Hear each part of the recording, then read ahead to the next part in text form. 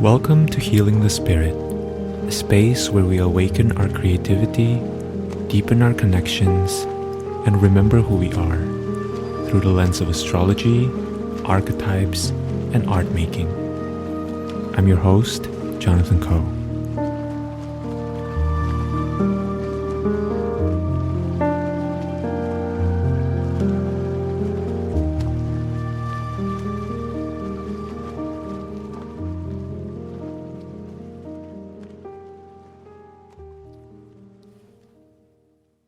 Hello everyone, welcome to Healing the Spirit. I hope you're well, and if you're listening to this around the time that I'm sharing it, I hope that the eclipse is treating you kindly and that it's bringing whatever process is needed for your growth and your current becoming. The conversation that I'm bringing to you today is with my dear friend, Rebecca Padgett. Rebecca is someone that I've known for some time, and Rebecca is someone I deeply admire. Rebecca is an incredible artist, medium, intuitive, and astrologer. And when I reflected on the tarot card associated with 2025, which is the Hermit, Rebecca was the first person that came to mind. So I was very excited when Rebecca said yes to this conversation. And in this conversation, we discussed not only the Hermit card, but also how it ties into our spiritual and creative practices. We discussed about the devotional nature of the craft, how we can zoom into what's truly essential for our practices, and what it means to listen to our inner guidance from a place of trust and reverence. This conversation is deep, it's meditative. We recorded the conversation quite early in the day, about a month ago, and I'm just really honored to share it with all of you.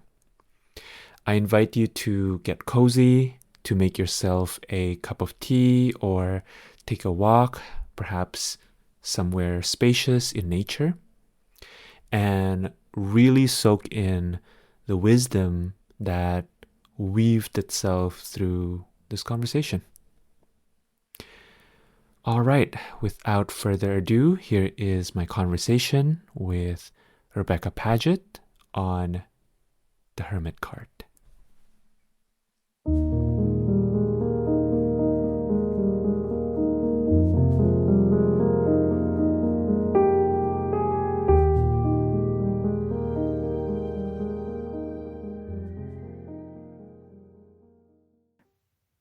Hello, Rebecca. Welcome to the Hello, podcast. Jonathan. Thank you. Thank you Thank you for so having me. much. Of course. I feel like it's been, first of all, it's been forever since I last saw you. And second of all, it's been forever since you were on the podcast, actually. And we had been talking about getting you on the podcast back again. And then you gave birth, which is That's right. really like I when we jumped on, I was like, yeah, you're on the other side, Rebecca. And on the other side, Jonathan, Yeah, it feels surreal. yeah, Yeah, portal for sure. yeah. Mm-hmm. Mm-hmm. And then I had this idea of I really wanted to talk about the Hermit year because 2025, 2 plus 2 plus 5 equals 9, which is the Hermit card in the tarot. And so last year, I did a conversation about the Strength card with our dear friend Mallory Dowd. And this year, Nice. when I felt into the Hermit, the person that came up was Rebecca Padgett. What I heard from my guides was like Rebecca or no Hermit conversation. Wow. So I'm really glad Well, you I'm said honored. yes. Yeah. Yes. And truly, to be thought of as the hermit is Yeah. Yeah. yeah, it feels like a very natural Mm. energy for me. So thank Yeah. you. Thank you Yeah. for seeing that. You are Yeah. so welcome. Would you introduce yourself to those listening who don't know you, Rebecca, in whatever ways feel right to you? You can tell that through a story or what you do, what kind of services you offer, whatever feels right in this moment. Yeah. Mm, thank you. Well, I have Mhm. to say it's the first time introducing myself after giving birth. So, Mhm. hi, I'm Rebecca Padgett, and I am a mother to my son, my little son Asa, Mhm. who was born late November. Yeah. And so I'm in this in between space with him right now. And so I'm not really doing anything in terms of services or work. But what I'll say is that I'm an artist, and I have, since giving birth, that creative flow, that creative energy is just so in the forefront for me. So I had been taking a break from the artist life for a while. So I feel since giving birth, I'm really back in that realm, and Yeah. it's at the forefront again now for me. What's most important and where I'm going to be, putting my energy is into my creativity. So Yeah. yeah, I'm in this in between space right now. That's very Mhm. exciting. Yeah. Thank I'm you. so excited for you. Um, so would you tell us a little bit about how you understand the Hermit card, Rebecca? When this card comes up in your own reading, in your personal practice, or when you're sitting across from a client, what comes up for you in your mind? What are some of the things that you associate with the Hermit card and the Mhm. archetype? Well, okay, so as I'm speaking about this, just know that the Pamela Coleman Smith image, this card in this deck, is just such a solid image, I feel. So that's what I'm speaking to when I'm talking about this card in this moment. Um, and so it's the invitation to go on a journey, on a solo journey, and it's one that involves being guided by the heart. He carries his lantern, and it's said to be. I feel the heart. I feel like it's the heart of the lion from the Strength card, or what was learned from the Strength card to now surrender. I think that's a key word to this card, is to surrender to the path of whatever may arise, because I feel the invitation to this journey is not. It's not this easy flowing one. There's going to be these daily things that come up Mm. along the way that we have to learn how to maneuver. It may take us down a different path than we anticipated, but eventually we will get to the end, and we have gained this wisdom. I see the hermit as a wizard as well. This card often reminds me of I would say my main spirit guide, Mm. who I refer to as Foss, who shows up as a wizard. And it's this wisdom card that is gained by being in the mundane, doing the daily and aligning the daily with the spiritual. I think it can really take us into a lot of growth in our lives, and a very grounded card. This card is connected to Earth and Virgo. And so I think it's that grounded pace as well, like perhaps a slower pace. Mm. And the Beautiful. neutrality of the clothing Yeah. that the hermit wears in this card, I feel really connected to that. The aesthetics not mattering so much, which is hard for me. I'm a very aesthetic person, but like there's this almost uniform like quality to the actual color and tone of this card that I feel is really important as well to keep us in this alignment with not getting sidetracked. Like it's a very focused kind of card is how I feel about it. Yeah. Yeah, those are some things. I'm curious about you, Jonathan. Mm. Yeah. Yeah. The piece that really grabbed my attention was something you said about how the hermit is also the magician. There was something that I felt Mhm. so juicy, and I would really love to hear you talk more about that. Well, with it being connected to Virgo and then Virgo being ruled by Mercury, which connects us to the magician, I've thought a lot about that card and connection, and it maybe even being, number one, like we were learning our tools in that card. Mm. And so the hermit is now, the magician or the wizard that is very versed in their tools. And so now they have like this little treasure that they carry under their cloak with them. So it's not like they're just going into the dark, like the hermit in the moon card. Yeah. It's Yeah. with its opposition to Pisces, and the moon card being connected to Pisces. Mm. So I think there's a lot of tools that the hermit carries from the magician that are very important. Yeah. This is making me think of that old, I think it was Zen saying of chop wood, carry water as well. Mm, Yeah. yeah. Like this idea that that's the spiritual path is about what we do in the daily things. Right before this conversation, Rebecca, I came across this reel.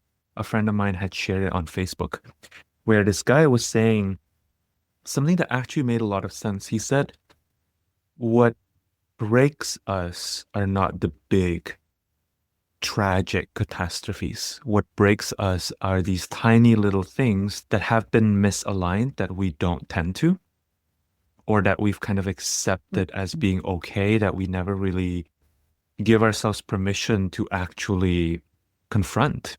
And I think the hermit is making me think about that as well. And what you were saying about the hermit made me think about how in the path of the daily tools, so often we're being invited to look at kind of the minor annoyances or the things that bother us, and to really address that and not let that fester. Yeah, Yeah. for sure. And to just deal with it as it comes in the moment. Mm-hmm. Mm-hmm. Yeah. And showing up to it as Yeah. well. Yeah. Mm-hmm. Yeah.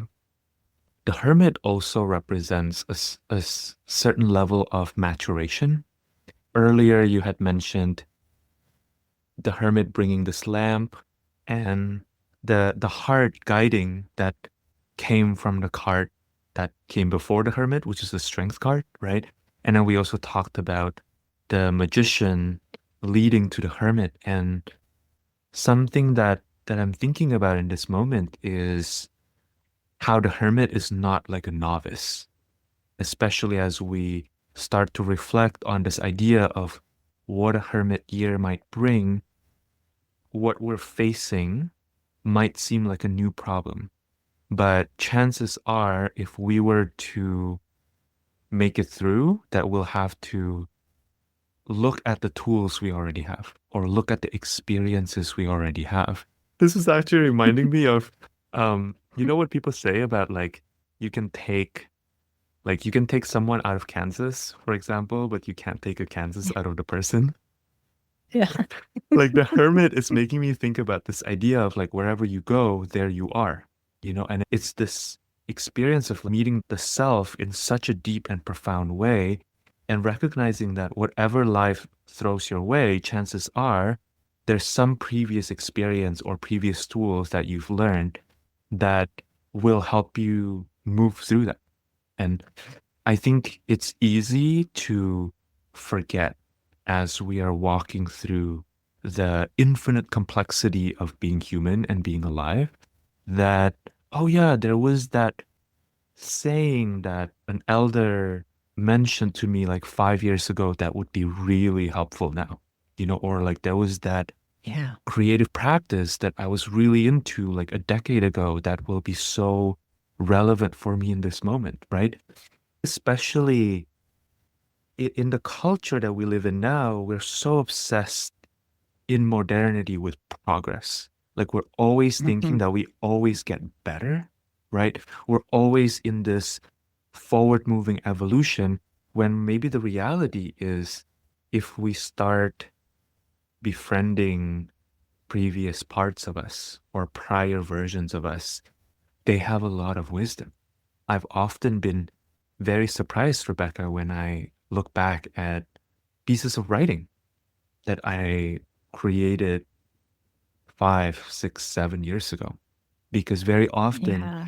that version of me is actually the version that has wisdom for me now. We like to think of our past selves as kind of younger siblings who are a little bit annoying and very embarrassing. But maybe the reality is they're kind of prophets. You know, whatever they were Yeah. thinking about, whatever they're creating, especially you brought in the piece about being an artist, especially as an Mhm. artist, they actually have something really poignant and specific for us in any given moment in time. And almost giving us like the missing piece that we needed for the future to move forward, right? Like it gives us that gift. And yeah, even as I was speaking, I'm coming back to my creative process. And I mean, there's so much work I'm coming back to that was just left. And I'm like, oh, I actually got pretty far on that. Like maybe I will continue that. It's Yeah. been, 5 or 6 years, but there was something that I was tapping into there, or the work that I created in that time is now I can see it's the work that is taking me into this newer evolved work. Um, and I think that there's, the part on our intuition, I think, as a tool as well to, be relying on that as we're carrying a lantern, we're not able to see too far in front of us. So Mm. using our intuition as that guide is for that next step of what way we're turning. And to, as you were speaking too, something was brought up about being okay with maybe things being unfinished and it being about the process, right? And yeah, there was a Instagram post I saw the other day that said, isn't it so beautiful to be unfinished? I Mm. was like, yes, I feel that. Yeah. Yeah, and I think the Hermit really speaks a lot to the wisdom of that knowledge of being like it's never finished. In this Yeah. society that we're going to complete something, and we just even I feel when we pass, we continue on in a Mm. different way, Yeah. form. Yeah. Yeah. Right. Right. Um, I'm curious to hear if anything's coming up for you around experiences in your life, like personal experiences in your life that feel deeply connected to the hermit archetype. And maybe more specifically, weaving in kind of your intuitive knowing about some of the themes that seem relevant for yourself or for the collective in 2025 as the hermit year. Mhm.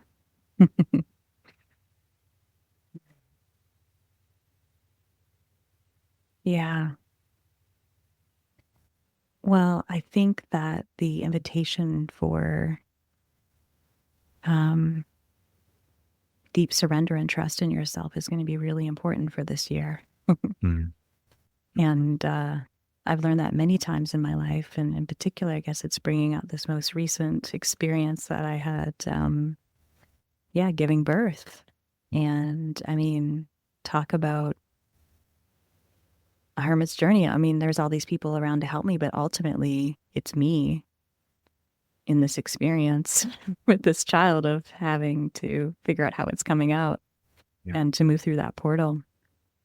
And so, like, the level of surrender, and I had to get, for me personally, I had to get into this mindset of like that I could do it. And I used Mhm. every tool Mhm. that I have in that experience. And from seeing my life before of how certain parts of my life have made me strong in moments of, I'll say, crisis. you know, I've had to kind of move through some, I mean, we all have through hard experiences. And, astrologically 2025, I mean, if, we're all astrologers talking here, we know that it's more on the difficult end. And so this invitation with the Hermit year, I think it's important to come into our own individual space and really assess those tools and the experiences that we have been through, knowing and trusting ourselves that, and I think leaving room for surprise. Because I think there's, I'm not all doomsday about this year. When I think of change, I think of the moon card. So we're like in the moon card and we don't know. Yeah. And so we're coming into the Hermit, using our tools, coming into the heart, letting it light the way. How does the heart light up each step? And then we have our beautiful tools from the magician. Yeah. I think it can be a really profound year of like incredible art. I just see a lot of music and poetry showing up, and maybe even tools used from like ancient worlds past that can help us in this time. Like we can pull from so many different timelines too. Yeah. To be in this moment. Yeah. And I think we should. Yeah. It lights me up. It makes me feel excited. You can maybe see that in my voice, but I get this Hermit thing, Yeah. I feel like you're speaking to something so important there. I recently got super excited about doing research about certain archetypes. Specifically, I kind of got obsessed about Dionysus. Like kind of out of nowhere, it led me into this rabbit hole, Rebecca. Like I just was so surprised and delighted by like how much information I can learn as a regular person nowadays. Like basically any topic that you want, you can fall down the internet rabbit hole and you can just learn it. And that to me, like, yes, the challenges that we are facing can feel overwhelming or insurmountable. And also, we have such a fabulous tool. We are at a moment in our development as a species, where the challenges are great, but the tools we have at hand are also quite mighty. And I think we don't talk enough about that, right? Mm-hmm. Yeah. Yeah. Again, reminds me of the magician, that mercurial. Yeah. So exciting. Yeah. Yeah. It really is. Something I'm thinking about in my own life is going into this year, I feel like I am less interested in trying to practice the right way. And I'm more interested in how all these different practices, one, show me various aspects of myself, and then through connecting with my heart, shows me the unique way that I can use these practices and these tools to create something that can only really come through me. But I'm curious, um, what your relationship has been like with especially your spiritual tools, because I feel like sometimes when we first started getting into the tarot, or getting into astrology or mediumship, in your case, there is a way in which we were taught, right? Like this is what this card means. This is how you read the tarot. This is how many cards you pull. This is the spread you're supposed to use. This is how you're supposed to read a chart, right? But I think one gets into this place, right? Thinking also going back to the idea that a hermit isn't like a newbie, right? That we reach a place where we're asked to integrate in our own ways. And I suppose I'm curious to hear about, if you have anything to share about that. Yeah. Well, it's I'm always going to be still learning and things like that, but I do feel in this moment I'm in this practiced place, this hermit place with my tools, and it brings me back to like almost the aesthetic of this card, like how kind of stripped down it is of the color and the neutrality of the clothing and everything. Because like my I feel like I've just learned so many tools for, the past almost decade that I'm now so minimal. Like I just tune into my heart. Mm, It is my oracle, mm, and I don't, especially in this moment, like I have a newborn, I don't have time to even pull a card right now, some mornings, like this morning. And I pulled the moon card, which I thought was interesting. mm. Um, but yeah, it's really so minimal, and I think maybe what I'm learning, or hermit wisdom that I'm coming to and learning, is that yeah, it's all in there, and I can just trust that placing that hand on my heart in any moment, the hermit bringing us into these smaller moments of like, what do I need right now? And placing that hand on the heart and having it be the guide. I mean, it's that simple for me. Yeah. Coming to this place of like, yes, I have, all this back knowledge stored, in my mercurial brain and my toolbox. But now I can just sit in it and start to trust myself, Yeah. um, that I'll know the next step.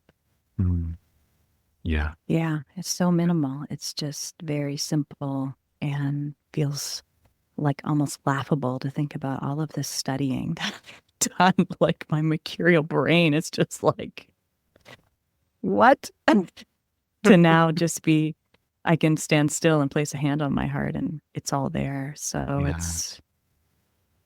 Yeah. it's fun. It's laughable, but it's also amazing. And I'm really curious to see, um, especially after this birth experience, from this moment where I go, and how things unfold. Like I'm not even sure in terms of my work, like where I'll be moving to next, and again, I'm just going to trust um, the next step and see where I go. But Yeah. I'm so much more aligned with that than I ever have been. Mm, Yeah, I mhm, agree. I'm mhm. excited for, again, I feel like such a birthing energy, especially around the creatives. I think there's something really interesting under the surface this year. Mm. And I hope that any creative person listening to this is like maybe feeling this like guidedness back to their work, or Mm. to their work in a new way. Again, with maybe caring. I think the hermit too is like kind of cutting yourself off from, the collective a little bit, to really go inward and have Yeah. that unique voice. So what a beautiful year to do that in. Mm, mm. And I think if you have the courage to do it, again, carrying that courage from the last card into this one, you're in for a really cool journey. Yeah. Yeah. Yeah. For sure. Um, a couple things that came up for me as you were speaking. One was the idea of the Occam's razor. It's essentially this idea that the simplest answer is usually the right one. And Mm, that came up for me when you were talking about tuning into your heart. And in some ways, isn't that what all the spiritual tools were supposed to do, right? It was supposed to help all of us reflect back into our inner truth. There can be a tendency for a lot of us modern people to use our spiritual tools to overcomplicate reality, or mhm, um, to actually get us lost in the mental maze, right? mhm, Out of perhaps denial of what we don't want to see, or out of perhaps procrastination for not wanting to take mhm, action for what actually matters to us, right?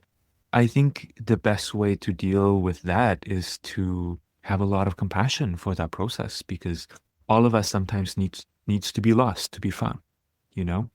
mhm, And also, I think what I'm hearing from you, Rebecca, is that maybe that's one of the mark of ultimate skillfulness, right? Of being able to really just tune into the heart and like have that self-trust, that is a result of you having met the different versions of you through the reflection of the different modalities that you've learned, you know?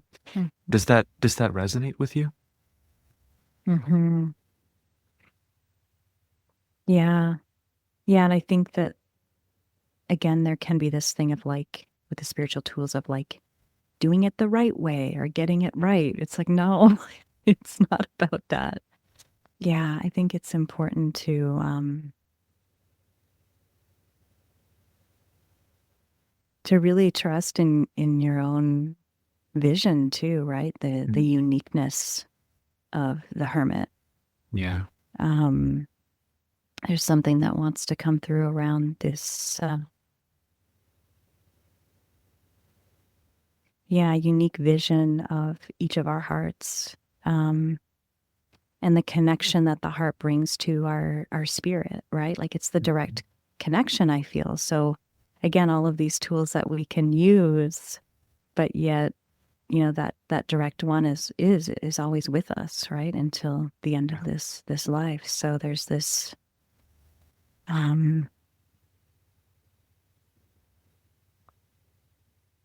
to not overcomplicate it. Mm-hmm. Yeah. Yeah, which is difficult. It's It can be. difficult. It can be. Yeah. I think it requires, in my experience at least, I know that it requires a lot of um, discipline and patience to be willing to put down the layers that actually don't matter, which actually led me to my second response to what you were sharing, which was um, a question that has been guiding my practice, Rebecca, recently has been really tuning in with what matters to me right now. I think I can probably speak for others too here, certainly for myself. I think that we're kind of in a moment of overwhelm for a lot of us. Like Yeah. we've gotten to a point where if we zoom out and look collectively, um, we've we've been taught to accumulate to the point of um, pointlessness. Like we accumulate for the sake of accumulating and for nothing else, you know? Yeah. And that actually, I think, especially for people who are intuitive, sensitive, and aware, it can be really overwhelming to wake up to how much we've been accumulating for the sake of accumulating, right? Yeah. And and Yeah. yeah, I think like getting back to what matters, it can be shocking how difficult that is. Yeah. Yeah. And to be able to um silence, Yeah. to get to that silence within, right? That quiet space, whether it is going into a place that's maybe you need to go out somewhere in the middle of nature and do the thing, and Yeah. maybe you can find it, in your quiet space that you have in your home or your apartment. But I think the listening is a really important piece to this card as well, again, to calm that Mercury down, because it has a lot of, the magician has a lot of ideas. Yeah. Sure. And it wants to manifest all of them. And you Yes. can't. Yeah. Yeah. Yeah. And I think that kind of pulling back from that collective, right? Like pulling back from that Piscean moon card to come into the Hermit, into Virgo, which is Earth, and to get grounded, right? To put your magical, wand in the ground and actually claim something. Say, I'm going to hang out here for a while and do this thing, you know, not to keep talking about it, but it is such a new experience for me as a mother. I have very limited time. Yeah. For myself. Yeah. So I am being very strategic on how I use that time, because again, I'm so inspired by the experience that there's many things that I want to do, the magician. But I've had to refine it down to, I have an hour 3 times a week. And what am I going to do with that? Yeah. And I do believe it's so important, right? Where I want to use that in my art practice, what I want to accomplish in this time right now. It just like moves the meter just gently forward. And then sometimes back a bit and then forward again, back and forward, up and down, right? Like we're cruising up and down these mountains where it's really challenging at times. And then we get to kind of, roll down the hill where it feels a little easier. Right. And I feel like this year will be like that for sure. Yeah. Yeah. What have you found to be helpful in the process of refining down to what really matters for you, especially when you have limitations, like you have time limitations or you have energy limitations? Yeah, are there any tools or perspectives or even like mantra that has been helpful to you? Yeah, I mean, it's yeah, I won't get into the story here, but I will say my birth story was a profound experience where I actually had a near-death experience. So it gave me this really intense perspective after that time. And I feel that, we don't get these moments a lot in our life, these like mega ones, and this was a mega one. It had been a while. Yeah. And that really helped me get the clarity that I needed of what is the first thing that's important to me. And for me, I really believe I'm here to be a creative, and I'm coming back to this part of myself. And that moment helped to really clarify that. And so I have that experience to draw upon in this moment. But I think it's about being honest with yourself. I think you really have to get honest with that thing that matters. And like, I have to say, like, there's still resistance for me starting this practice. And so I'm going into the Hermit being like, start small, just start in little bits, come back to it. And I think that a mantra that's been useful for me is that the mundane is spiritual. Yeah. Because when I'm just, on the daily changing poopy diapers and, feeding and not sleeping, I need to remember that. Because there can be this feeling with motherhood of like getting behind or something, but it's like this experience is probably the most spiritual experience I've ever had in my life. Yeah. So I need to remember that, Right. So I'm reflecting on a couple of things from what you're sharing. The first one is this idea of the mundane is spiritual, Rebecca, is really profound because I think what you're speaking to is getting to the heart of what spirituality is beyond the commercial construct that we sometimes have to put on it, right? As a way to getting it out there, as a way to ensure spiritual practitioners are able to make a living, right? We sometimes have to put like a certain packaging on it, let's just say. We sometimes have to create an industry around it. But that a spiritual practice in and of itself is all of life.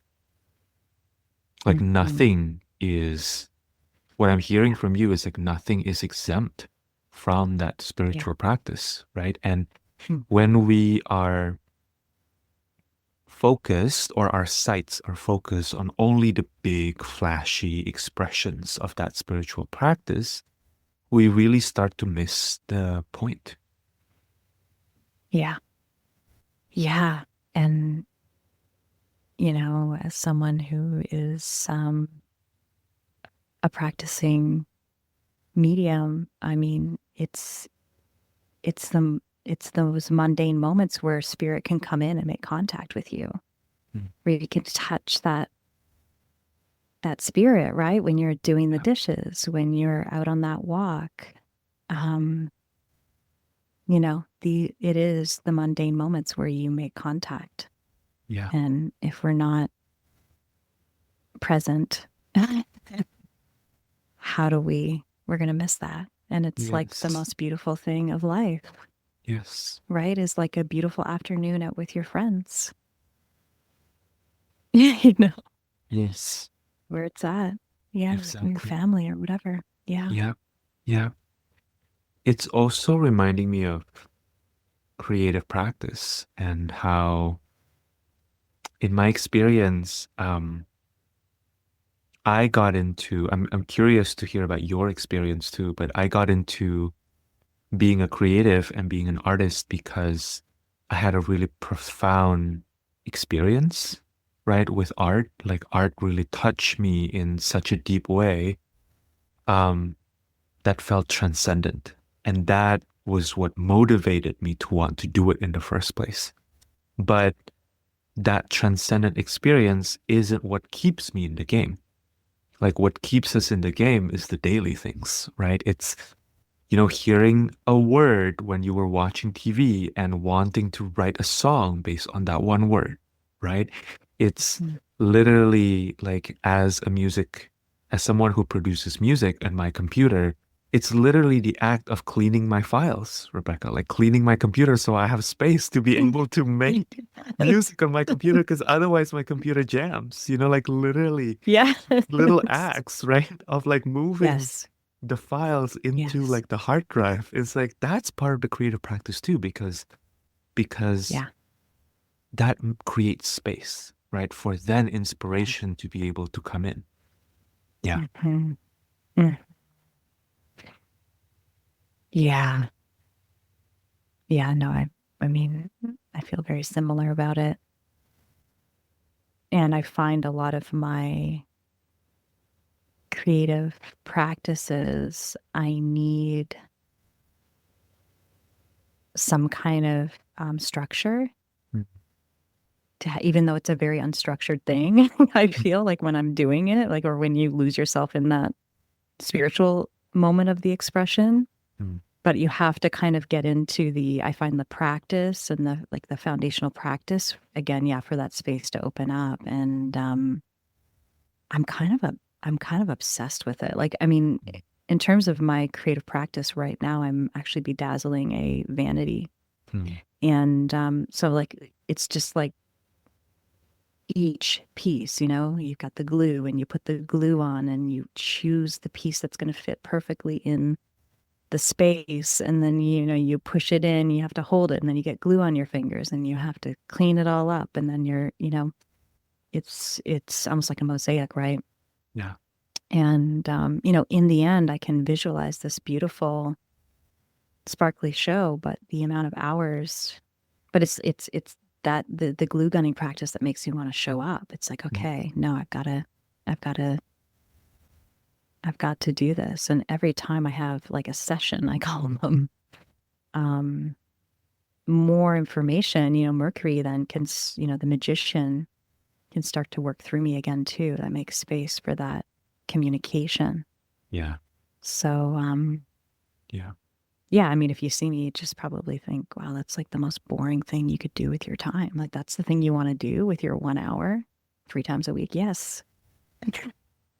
Glue gun.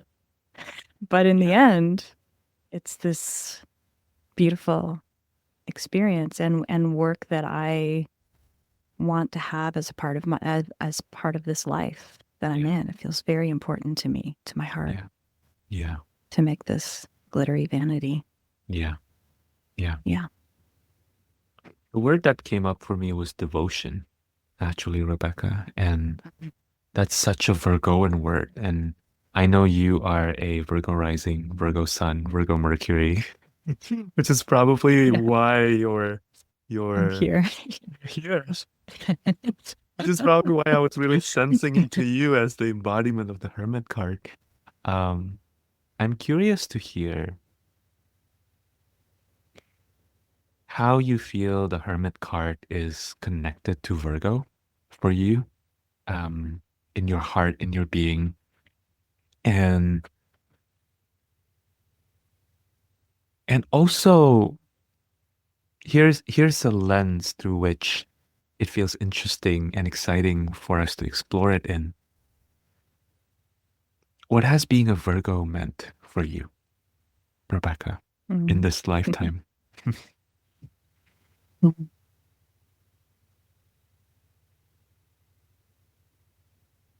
Yeah, I mean, I feel that being a Virgo or these placements, the Hermit card, yeah, I think it's such a like spiritually driven experience, or the spiritual in the mundane. Um, it's the it's doing the hard work and like being excited about that hard work.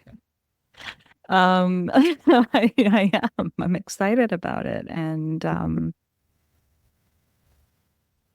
because maybe my heart knows eventually it leads to gaining the wisdom and gaining access to the spiritual realm.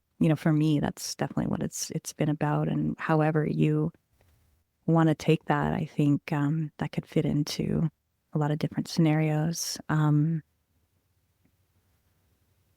Yeah, I think that devotional piece, creating the garden, right? The hard work and your hands in the physical. Like I love my hands in the physical. Um, Building upon a full season Yeah. and then seeing what wisdom and knowledge is gained from that to then, move on into the next year where you've gained that wisdom Mm. and you have that to move forth with. Yeah. Yeah. Learning. I love to learn and to Yeah. be physically here, even though I'm so obsessed with the spiritual and connecting with outer body experiences. But, maybe it's all me anyway, Yeah. just different versions, right? Right. Like a Right. guide, like, like a guide, like the hermit. Like it's like that's a part of me, Yeah. Yeah. that old wise wizard. Mhm. Oh, I love To that. trust it. Yeah, it's so beautiful.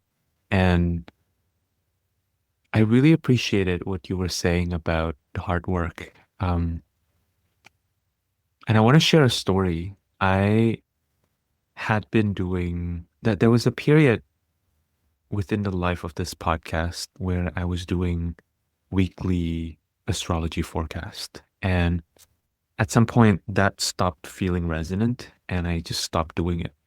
And yet the act of kind of rhythmically looking at astrology still remains.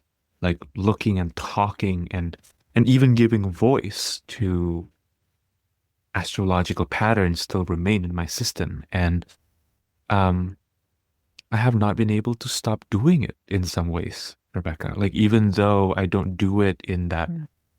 mm, kind of very Saturnian way of like showing up every Monday anymore, I still, in a way, I still had to do it. And at some point, sometime a couple weeks ago, I was reflecting on why that is. And being an astrologer, similar to being an artist, actually, there's a lot that goes behind the scenes, right? There's a lot of kind of analysis. There's a lot of kind of data collection and sitting with the data and feeling into the data that needs to happen. Like it's not just something that is Mm. handed to you, like you have to make the space for it, and I don't think this is something that people always know about being an astrologer because there is Mhm. a way in which when you hear people talking about astrology, it's easy to almost see it as this like very magician like act, right? Of like conjuring all these potentially resonant delineations kind of out of nowhere. But actually, it's not out of nowhere. Like we are literally like data mining. Like we are beating the data to get something out of it? And Yes. there's a very meticulous quality to it. Like it's not completely right-brained.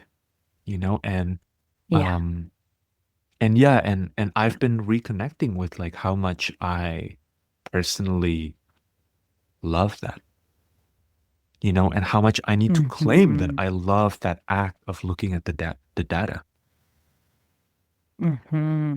in ways Oh, for that, sure. And like testing it. yeah, and testing it, right? And seeing Yeah. how it, because it really only comes alive when you give voice to it, right? When you record a Mhm. podcast episode, or when you speak to a person about their chart, and about their astrology. Like that's where the rubber meets the road, right? And Yeah. also, in order for that process to happen, um, one really needs to sit with the planets, with the astrology, Yeah. you know? Yeah, Yeah. Agreed. yeah, Agreed. And there's that time frame yeah, of when it really clicks in, when you've spent enough time yeah, that it can live through you, exactly, speak through you. Yeah. exactly. Yeah, and I Hmm. imagine I'm not really a professional visual artist, but I imagine there's a similar process there too, For for you. sure. Hmm. Yeah, for Yeah. sure. I would say there's way more. Mm. It's like 80-20. The work is 80. Yeah. And then you show up for this one afternoon show. It's like 20% of like, yes, here's the thing that I've been working on for 6 years, 7 years. Yes. It's over. Yes. Yeah. And then you Exactly. move on, you Hmm. shift on to the next cycle. Yeah. And it's just a wild process, but I Yeah. love it. Yeah. Yeah. Yeah. One final question I have for you, Rebecca, is mm, have you ever experienced as an artist in your visionary space seeing a particular um, embodiment of how the work is going to come out, and then later on be confronted with the experience of the work itself kind of talking back at you and being like, but no, that's not how I want to be, you know? Um, Mhm. and I'm curious about how you deal with that, because even personally for me, I know that can be a very frustrating space to be in, right? Of, Mhm. we're in our hermit space of receiving the vision, doing the practice, but then being confronted with the reality that as we walk the path, as we tend to the process, it starts to show us how it wants to be something else that's quite different than our original conception of it. How do Mhm. you deal with, how do you stay present? Yeah. No, this experience happens often, I would say. Mhm. Um, I think it's the surrender piece. It's funny. This just happened to me the other day. I had this very clear vision on this. I'm building a show right now, actually. And so I had this very clear vision on these three set of paintings that wanted to come through me. And they were so clear and specific. They even had names. And I was kind of blown away by like, wow, this is so clear. And it is. And then just the other day, I had another um, like kind of vision quest thing that I do for my work. And a whole other thing showed up Mhm. for these set of three paintings. And I can feel my brain going, no, but I want it to be these ones. And then this vision is coming in going, but it's actually going to show up like this. So can you surrender to that it will carry that expression of energy that you're trying to communicate? You're trying to, the magician get to come through, Yeah. but it's actually going to come out differently. And that's more aligned to my own energy signature and my tools and my gifts in terms of Mm. like painting. Yeah. So, I think that it's adjusting or for instance, I had another project that I worked on for a year and then it just I had this invitation that I had to leave it behind and go work on something else for a while. Yeah. And now I'm coming back to that project being like, "Oh, I see that you needed that sitting time." It's been there for 5 years.